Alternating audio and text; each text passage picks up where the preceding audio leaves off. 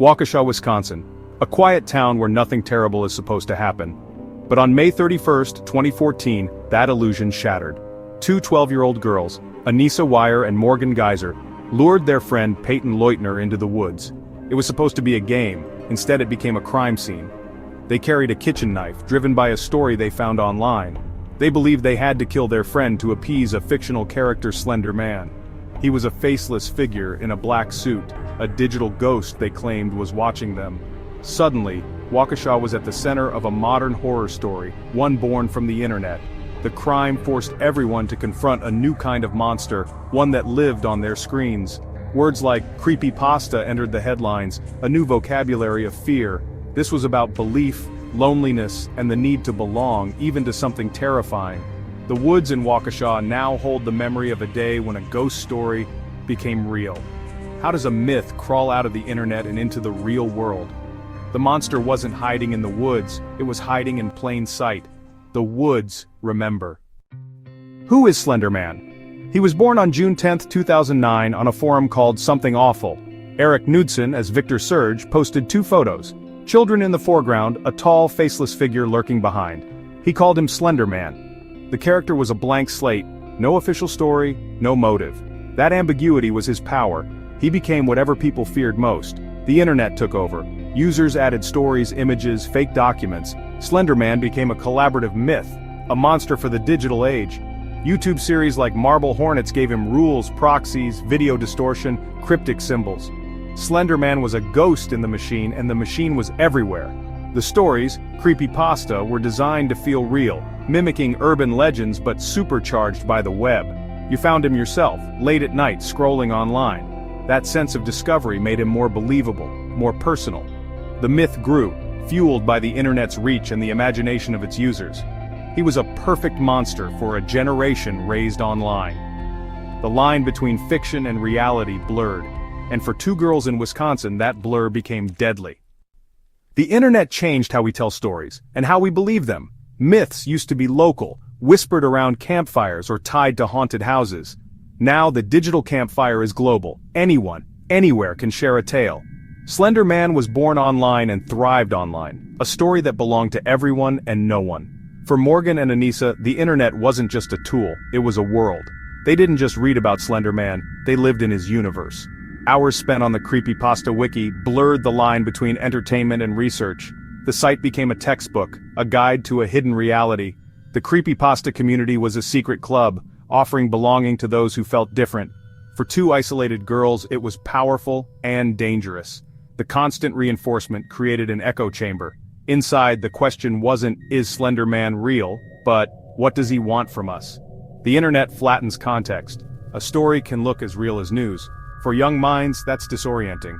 The digital campfire offered community and purpose, but also cast long, dark shadows. In those shadows, a terrible idea took root. The internet stories became more than fiction. They became blueprints for belief and for action. The consequences would soon spill out of the screen and into the woods, and nothing would ever be the same. The plan began online, but it was meant for the real world. Anissa and Morgan convinced themselves Slender Man was real, a being who demanded a sacrifice. They believed only by killing could they become his proxies and protect their families, their target, their friend, Peyton Leutner. The plan was discussed for months, whispered in hallways, typed in messages. They debated methods, settled on the woods, and chose Morgan's birthday sleepover as cover. On May 31st, the three girls went to a park. Anissa urged Morgan, "Go ballistic." Morgan hesitated, then stabbed Peyton 19 times. The wounds were nearly fatal. They told Peyton they'd get help, but left her to die. Their mission wasn't over. They set out on foot, heading for the Nicolet National Forest, searching for Slender Man's mansion. Police found them miles away, calm and matter-of-fact. They explained, Slender Man made them do it. The story to them was just beginning. The line between fantasy and reality had vanished. Their belief was absolute. The internet myth had become their reality, and a real girl was left fighting for her life. The pact was sealed in pixels, but paid for in blood. The digital world had rewritten the rules of the real one. The girl's journey ended in handcuffs, not a mansion, but the damage was done. The myth had claimed its price, and the world was left to reckon with the consequences. The story was no longer just online. It was written in the woods, in blood and betrayal. and it could not be undone. The pact was real. What happens when a story becomes a command? For Morgan and Anissa, Slender Man wasn't just a monster, he was a master. The idea of being his proxy gave them purpose and identity. In their world, proxies were chosen, special, intermediaries between reality and myth. This belief system was a closed loop, justifying everything. Morgan was later diagnosed with early-onset schizophrenia. She saw and spoke to fictional characters. Anissa, lonely and eager for connection, adopted Morgan's beliefs. Their shared delusion became their reality. Every sign, every coincidence was proof of Slender Man's presence. The myth explained their fears, justified their actions. Killing Peyton wasn't murder, it was a mission. They weren't bad kids, they were soldiers in a secret war. The narrative protected them from the horror of what they'd done. This is the power of a story. It can reshape reality, provide meaning, and override conscience. For these girls, the real world was scarier than the world of Slender Man. The myth offered escape, status, and a sense of belonging. They weren't just awkward kids anymore, they were agents in a dark fantasy. The first step in their mission, sacrifice a friend. The story was stronger than friendship, stronger than reality, and in the end, it demanded a terrible price. The proxy myth had become their truth, and the consequences were irreversible.